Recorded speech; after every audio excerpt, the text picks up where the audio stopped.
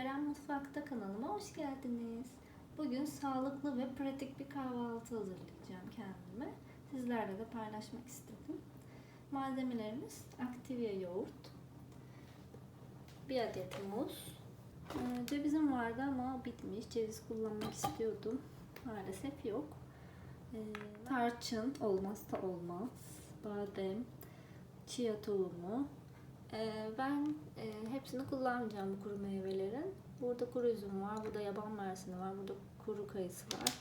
Bugünlük bunu seçtim. Yaban mersini koyacağım. Bademimizi alalım. Bir de chia tohum ve tarçın. Tabii ki de bal en üstünde. Malzemelerimiz bunlar. Şimdi hepsini bir araya getirelim. Evet, bademlerimizi küçük küçük parçalıyoruz.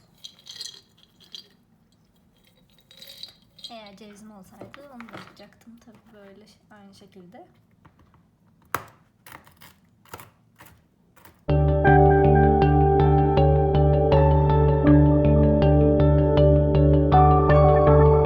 Evet, 1 adet muz dedim ama bu bayağı büyük olduğu için bunun yarısını kullanacağım.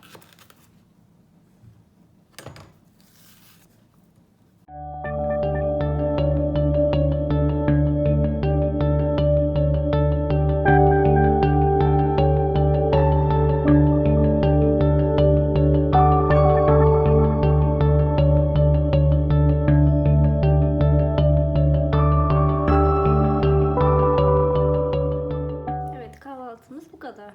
Oldukça basit ve sağlıklı. İsterseniz süzme yoğurt da kullanabilirsiniz bu arada. İstediğiniz kuru meyve, kuru yemiş kullanabilirsiniz tabii ki. Size afiyet olsun.